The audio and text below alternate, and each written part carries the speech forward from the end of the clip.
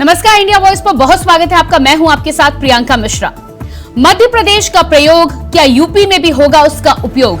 जी हां, जब से एमपी में सांसदों को विधानसभा चुनाव के टिकट की गुगली बीजेपी ने डाली है, तब से एमपी के दिग्गजों के साथ ही यूपी में भी सांसदों की रातों की नींद नदारद हो गई है। बीजेपी की सभी 80 सीटों पर जीत का लक्ष्य बीजेपी ने तय किया है और ऐसे में कमल को खिलाने के लिए तैयार खाद में कोई भी मसाला कमजोर हो, ये बीजेपी के आला कमान को मंजूर नहीं।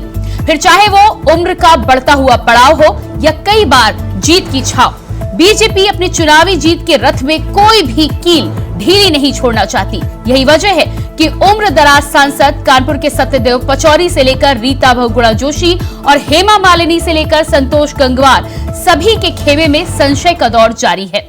साथ ही विवादों से घिरे सांसदों पर अनिश्चितता के बादल भी मंडरा रहे हैं। ऐसे में अब ये देखना होगा कि यूपी की चुनावी लिस्ट में बीजेपी राजनीतिक बिसात पर कौन सी चाल चलती है। आज इसी पर हम करेंगे बात, लेकिन उससे पहले देखिए आंकड़ों के हालात। प्रयोग यूपी में टेंशन, क्या एमपी वाला सियासी प्रयोग यूपी में भी होगा? यूपी बीजेपी सांसदों की क्यों बड़ी टेंशन? कई मौजूदा सांसदों का कट सकता है टिकट। तो मध्य प्रदेश की सियासत की तपिश उत्तर प्रदेश की सियासी फैजाओं में अब महसूस होने लगी है। भले ही बीजेपी आलाकमान ने दिल्ली से आदेश जारी कर मध्य प्रदेश के रण में अपने सांसद और केंद्रीय मंत्रियों को विधायकी का टिकट थमाकर चुनावी मैदान में उतारकर सबको चौंका दिया, मगर अब इसका सियासी असर देश के सबसे बड़े सूबे उत्तर प्रदेश पर पड़ता हुआ दिख रहा है। आलम यह है कि कई सिटिंग सांसद और मंत्रियों का दिल अब इस गम से बैठा जा रहा है कि कहीं आलाकमान ऐसा ही कोई प्रयोग उत्तर प्रदेश में न कर बैठे। खास तौर पर वो सांसद जिनका परफॉर्मेंस बेहद खराब है या फिर औसत दर्जे का है। मध्य प्रदेश में टिकट वितरण के नए प्रयोग ने बीजेपी सांसदों की धड़कन को बढ़ा दिया है। मध्य प्रदेश बीजेपी नेतृत्व ने जिस तरीके से टिकट वितरण किया है, उसने कहीं ना कहीं बीजेपी सांसदों की नींद उड़ा दी है। विशेष तौर पर उन सांसदों की जिनकी रिपोर्ट बीजेपी के आंतरिक सर्वेक्षण में पार्टी के अनुकूल नहीं आई है। ऐसे में इन सांसदों को डर है कि अगर इसी प्रयोग को बीजेपी ने आने वाले लोकसभा चुनाव में किया तो उनके नाम का कटना तय माना जा रहा है। कैमरामैन राहुल के साथ मैं प्रियम पाठक, इंडिया वॉइस, लखनऊ। उत्तर प्रदेश के लोकसभा से 80 सांसद चुनकर आते हैं और 2024 के लोकसभा चुनाव में बीजेपी ने प्रदेश की सभी 80 सीटों पर चुनाव जीतने का लक्ष्य रखा है। बकायदा राज्य की सभी 80 सीटों पर जीत हासिल करने के लिए बीजेपी एक साथ कई मोर्चों पर तेजी से काम करना शुरू कर चुकी है। आरएसएस भी एक्टिव हो चुका है। पार्टी का फोकस 2019 में हारी हुई 16 लोकसभा सीटों के साथ साथ उन सीटों पर भी है जहां से बीजेपी के सांसद लगातार जीत रहे हैं। खास तौर पर उन सीटों पर जहां से एक ही नेता ने लोकसभा का पिछला दोनों चुनाव जीता हो। ऐसे में बीजेपी सांसदों के दिलों की धड़कनें बढ़ी हुई हैं। और आप देखिए कि लगभग 19 साल में हमने मध्य प्रदेश के ऊपर, वो मध्य प्रदेश के चेहरे पर एक जो बदनुमा दाग लगा हुआ था बीमारू राज्य का, उसको हटाकर हमने उन्नत राज्य की श्रेणी में ला दिया। अब हमारा लक्ष्य क्या है कि इसको विकसित राज्य बनाना है और विकसित राज्य बनाने के लिए वो सबसे अच्छे हीरे हैं हमारे पास, हम डेफिनेटली उनसे काम लेंगे और यही हमको दिख रहा है। लेकिन मुझे ये लग रहा है कि हमें कल रात से जो कांग्रेस पार्टी की प्रतिक्रिया देख रहा हूं, ऐसा लग रहा है कि वो तो एक ट्रोलर की तरह काम कर रहे हैं।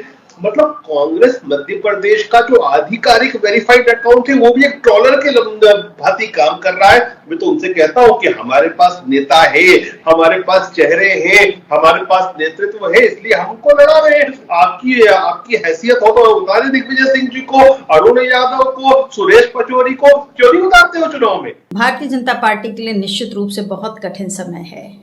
इंडिया गठबंधन में जिस तरह से लोगों का विश्वास बढ़ा है और जिस तरह से आम जनता महंगाई, बेरोजगारी और महिलाएं सुरक्षा की समस्या को लेकर भयभीत हैं, वो दिखा रहा है कि भारतीय जनता पार्टी किसी भी तौर पर रूल करने के लायक नहीं है, वो राज करने के लायक नहीं है। इन्होंने लोगों से कहा था हम तुम्हें हर साल 2 करोड़ रोजगार देंगे, ये उसमें असफल हुए। महंगाई के तो रिकॉर्ड टूट गए हैं। 450 का सिलेंडर आज 1150 तक का छू करके वापस 1000 पर आया है।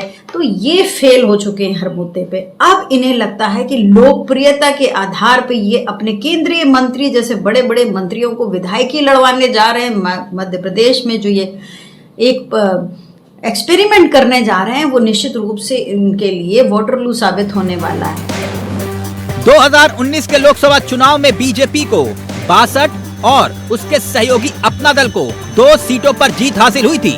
मगर ये सच है कि लोकसभा चुनाव में प्रधानमंत्री नरेंद्र मोदी पार्टी के सबसे लोकप्रिय चेहरे हैं, लेकिन लोकल स्तर पर सांसदों की लोकप्रियता और जनता से उनका जुड़ाव भी जीत और हार तय करता है।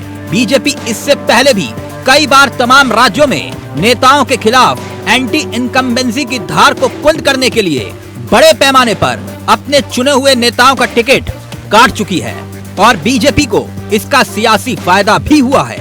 तो ऐसे में सवाल ये कि क्या वाकई में एमपी वाला प्रयोग अगर उत्तर प्रदेश में भी हुआ तो फिर किस किस के विकेट गिरेंगे, देखना दिलचस्प होगा। Bureau report, India voice, Lucknow. तो जिस तरह से मध्य प्रदेश में भारतीय जनता पार्टी के द्वारा प्रयोग हुआ है और इस प्रयोग के बाद मध्य प्रदेश के तमाम नेताओं की नींदें तो उड़ी हुई हैं, तरह तरह के बयान आ रहे हैं। उत्तर प्रदेश में भी कहीं ना कहीं इस हवा की तपिश अब पहुंचती नजर आ रही है। सबसे पहले अपने पैनल से आपका परिचय करा देती हूँ। आज इसी पर हम बातचीत करने वाले हैं। प्रदीप भटनागर जी बीजेपी से हमारे साथ नेता जुड़े हैं, बहुत स्वागत है आपका। अमिताभ कुमार हमारे साथ वरिष्ठ पत्रकार जुड़ चुके हैं, बहुत स्वागत है आपका भी। और इसके साथ ही साथ हमारे साथ तारिक खान जी समाजवादी पार्टी से जुड़े हुए हैं, आपका भी बहुत बहुत स्वागत है। सबसे पहले तो प्रदीप जी आपसे ही पहला सवाल मैं लेना चाहूंगी। जिस तरह से भारतीय जनता पार्टी की रणनीति को लेकर हर बार चौंकाने वाली रणनीति सामने आती है, लेकिन मध्य प्रदेश में जो गुगली भारतीय जनता पार्टी ने डाली है उसके बाद यूपी में भी उसका असर साफ दिखाई दे रहा है। क्या लग रहा है आपको, कैसी कट रही होंगी इस समय सांसदों की रातें? नहीं, देखिए ऐसा कुछ नहीं है। आपने बड़ा अच्छा एक शब्द था, रणनीति। जिसकी नीति है, जिसकी नीति है वही रण में लड़ सकता है। हमारी नीति है, हम लड़ सकते हैं और हम नीति बनाने में अव्वल हैं और नीति हमें बनाने आती है और हम उसमें कोई दोहराई नहीं है, कोई वो शंका नहीं है। मगर नीतियां होनी वो चाहिए जिससे कि आपके देश और आपके प्रदेश को विकास, सहूलियत, गरीबों को आसानी से सब सुविधाएं जो प्रदेश जो सरकार को देनी होती है वो चीजें मिले, उसे कहते हैं नीति। मगर क्या है कि जो आते हैं हमारे साथ जितने भी नेतागण बैठने के लिए विभिन्न पार्टियों के, तो कभी जनता के विषय में बात नहीं करते, कभी अपनी प्रजा के बारे में या अपने दल के बारे में कभी बात। प्रदीप जी बिल्कुल ठीक कह रहे हैं आप। नीति तो भारतीय जनता पार्टी बनाने में अव्वल है ही, इसका कई बार लोहा भी मनवा चुकी है। लेकिन बड़ी बात यहाँ पर एक सवाल ये भी उठता है कि ये नीति हमेशा आला कमान के दायरे में ही बनती है, दिल्ली से बनकर आती है और फिर तमाम राज्यों में अलग अलग जगहों पर जाती है। देखिए ऐसा है, जब केंद्रीय कार्यालय दिल्ली में हो, जो केंद्र समिति दिल्ली में बैठी हो पूरी, तो सब चीजें वहीं से बनती है। तो नेतृत्व के लिए हमने भाजपा का राष्ट्रीय कार्यालय दिल्ली बना रखा है, तो जितना भी नेतृत्व होता है वहीं से होता है। पहली चीज क्या होता है कि ये एक व्यक्ति विशेष की पार्टी नहीं है, ये भारतीय जनता पार्टी है, ये पूरे सर्व समाज की पार्टी है। तो इसमें जो लोग निर्णय लेने वाले हैं वो सर्व समाज के लोग बैठते हैं, कोई एक परिवार के लोग नहीं बैठते हैं कि वो एक परिवार बैठा और टिक मार करके हो गया, नहीं, सिस्टम नहीं है इसमें। अब आप मध्य प्रदेश की बात करें, देखिए हमारे यहाँ कार्यकर्ता की ज्यादा पकड़ है, पहुंच है। देखिए एक केंद्रीय मंत्री विधानसभा चुनाव लड़ेंगे, क्या किसी मीडिया? अरे वो तो चुनाव लड़ना भी नहीं चाहते, वो तो कह रहे हैं कि मजबूरी में चुनाव लड़ना पड़ रहा है, दरी बिछाने को पार्टी बोलेगी तो दरिया भी बिछाएंगे। देखिए ये बड़प्पन है, ये उनका बड़प्पन भोलापन है कि आदमी कार्यकर्ता बन के सब कुछ करना चाहता है, दरी बिछाना चाहता है। यही तो एक बड़प्पन है भाजपा में। ये संगठन के अंदर एक बड़ा नेता भी अपने को कार्यकर्ता मानता है। अब आप किसी चीज को कहीं भी लेकर घुमा सकते, कोई बात नहीं, मगर उनको देखिए जो 12 बजे घर से निकलते हो और जो सरकारी आवास को अपना निजी आवास बनाना चाहते हैं, वो आज वो कहाँ भटक रहे हैं? मध्य प्रदेश के अंदर, जिसने उत्तर प्रदेश के लिए कुछ नहीं करा, कोई रणनीति नहीं है प्रदेश के अंदर। आप मध्य प्रदेश पहली बार गए तो थोड़ा सा मध्य प्रदेश को तो बताइए ना, जो आपके विधायकगण जीते थे उन्होंने क्या वहाँ विकास करा। आप वहाँ बड़ी संख्या में आप चुनाव लड़वाना चाहते हैं या करना चाहते हैं, तो उन्होंने ऐसा क्या उपलब्धि देंगे और उन आपके विधायकों ने क्या उपलब्धि दी, उन चीजों को रखना पड़ेगा आपको जनता के आगे।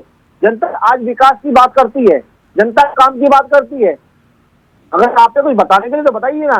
ठीक है, आप पक्ष को खूब कोसिए, नौकरी दी, फलाना दी, महंगाई को, मगर अपनी योजना तो बताइए कि हम आएंगे तो क्या करेंगे और हम ना आएंगे तो क्या करेंगे। नहीं तो ऐसे में तो प्रदीप जी 2019 के चुनाव में भी कई जीते हुए सांसदों का भी टिकट काटा गया, उनकी तो परफॉर्मेंस पर भी सवाल नहीं उठाया जा सकता है फिर? जी हाँ, मैं बता देता हूँ उसके विषय में। देखिए, ये आदरणीय प्रधानमंत्री नरेंद्र मोदी जी की सरकार है।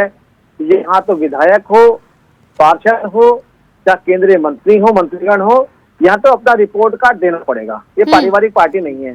यहाँ तो जनता ने चुन के भेजा है, प्रजातंत्र का काम है, चुनाव जनता भेजा, सरकार चुनना, तो उसके प्रति काम करना पड़ेगा।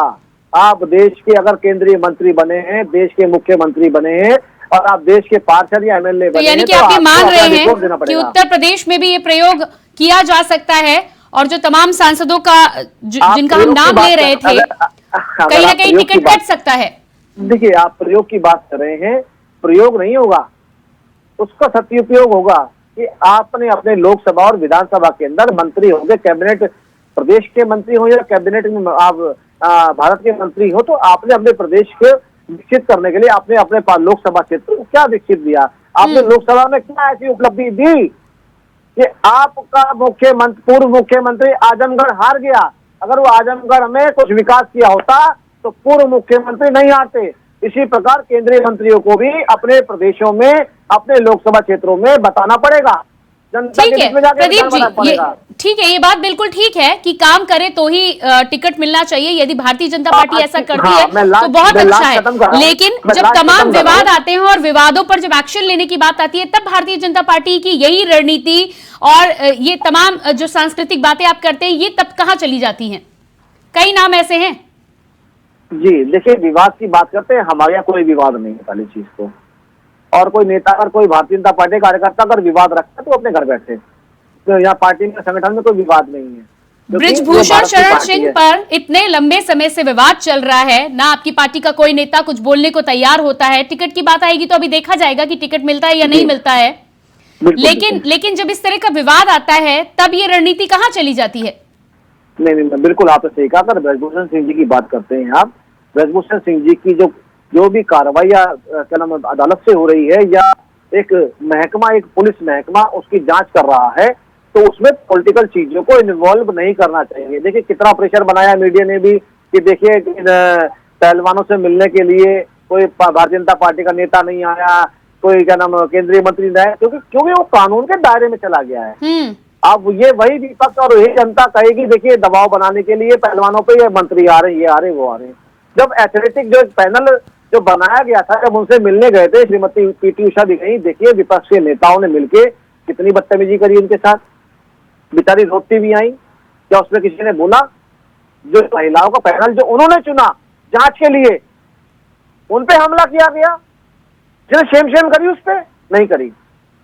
जब कानून के दायरे में चीज चली गई है तो हम टीका टिप्पणी नहीं। अभी जब चुनावों के लिए टिकट देना होगा तो देखना होगा आपकी पार्टी टिकट देती है कि नहीं देती है। पूरी उम्मीद है कि टिकट कटेगा, लेकिन जब एक्शन लेने की बात होती है, संविधान के स्तर पर एक्शन लेने या जनता की मांग के आधार पर एक्शन लेने की बात होती है, तो तमाम तरीके की दलीलें पेश आ जाती है फिर की कानूनी प्रक्रिया चल रही है। निलंबित तो किया जा सकता था ना। देखिए, मैं आपको बताऊं, निलंबित किस भी आपसे कर दें और निलंबित क्यों कर दें? जब किसी चीज की पुख्ता चीजें नहीं आ रही है तो निलंबित कर दिया जाएगा। नहीं, नैतिक आधार पे अभी आप रिपोर्ट कार्ड की बात कर रहे थे। जनता जब मांग कर रही है रिजल्ट में, जब रिजल्ट उनके पक्ष में आ जाए तो आप फिर से पद पे बिठा दीजिए। आप डिबेट घुमा रही हैं। मैं थोड़ा सा देखिए, आप किसी को अपने मुंह से बोल के मुजरिम नहीं कह सकती हैं, इसमें कानून नहीं, मैं तो कुछ नहीं कह रही हूँ। मैं यहाँ बैठकर मुजरिम नहीं कह रही हूँ किसी को, लेकिन जनता की आप बात करते हैं कि रिपोर्ट कार्ड भी आप जो सांसदी के टिकट का रिपोर्ट कार्ड कह रहे हैं वो किसके थ्रू आप लेंगे? जनता ही तो देगी ना आपको वो रिपोर्ट कार्ड। बिल्कुल बिल्कुल बिल्कुल, वो हम लोग सर्वे करते हैं ना कि सांसदों ने कितना करा है, ये संगठन का काम है ना देखने का। ठीक है ठीक है ठीक है, मैं आपके पास आती हूँ। हमारे साथ तारिक खान जी भी बने हुए हैं। तारिक खान जी, क्या कहना है आपका? जिस तरह से आज हम यहाँ पर चर्चा कर रहे हैं, भारतीय जनता पार्टी की जब कोई भी नई रणनीति सामने आती है तो उस पर चर्चा तो होती है, नई नई रणनीतियां ये लेकर आते हैं। मध्य प्रदेश में जो प्रयोग हुआ है, अब चुनाव से पहले सबसे पहले तो उस पर चर्चा की जा रही है, लेकिन उत्तर प्रदेश में क्या लग रहा है आपको? क्या हालत है भारतीय जनता पार्टी के सांसदों की? आवाज आ रही है मेरी आप जी तक? जी बिल्कुल। अच्छा, ये रणनीति नहीं है, ये भय है। भय भय मतलब डर। डर किस चीज का?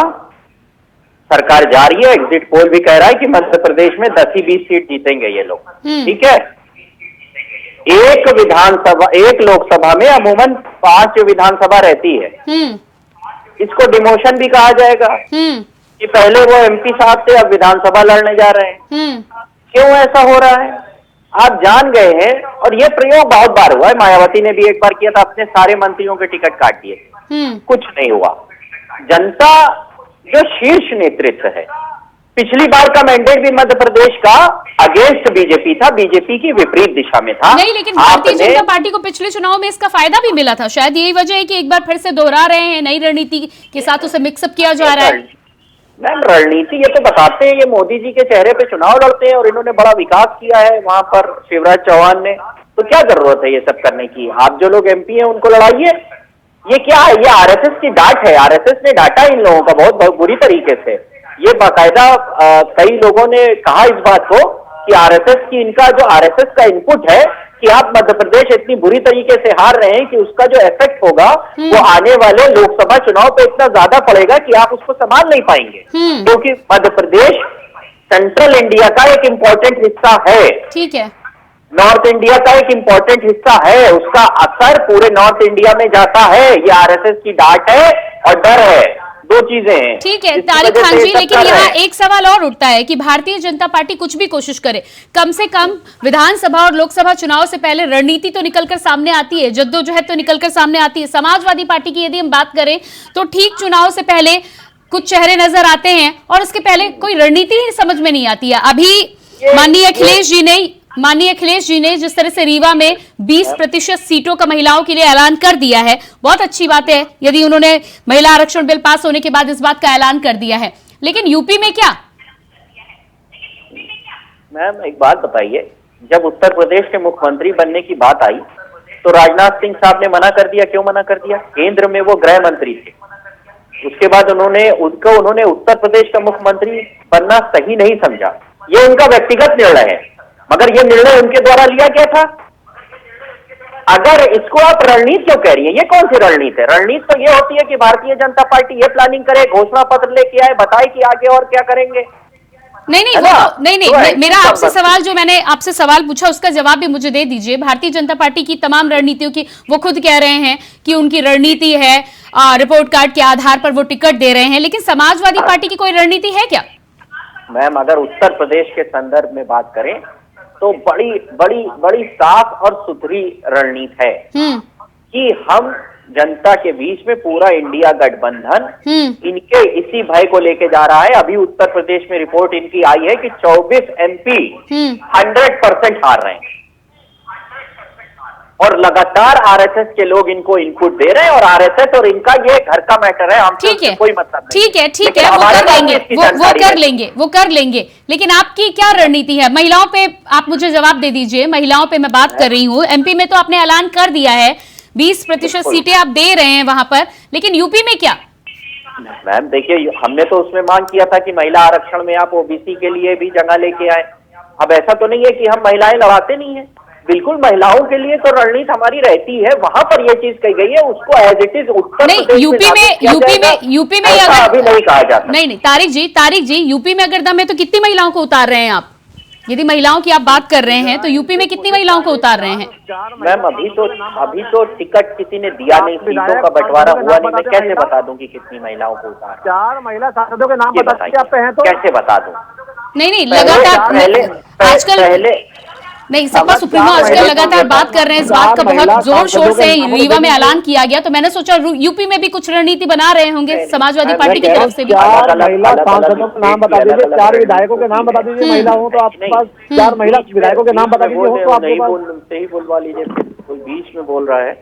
मैं ये कह रहा हूँ 4 विधायकों के नाम, महिला विधायकों के नाम बता दीजिए, अगर महिला हो तो आपके पास हमारी रणनीति साफ है। महिलाओं की बात करने वाली, 2 बात का जवाब दे दूं भारतीय जनता पार्टी। जवाब दीजिएगा। इन्होंने कहा कि हम आजमगढ़ हार गए, अब बीच में बोल रहे मैम, इनसे कहिए इनका म्यूट करा दीजिए। प्रदीप जी, उनकी बात पूरी हो जाने दीजिए। जी, मैं इस तरीके का करने का पसंद नहीं करता हूँ, थोड़ा सा स्टैंडर्ड रखिए।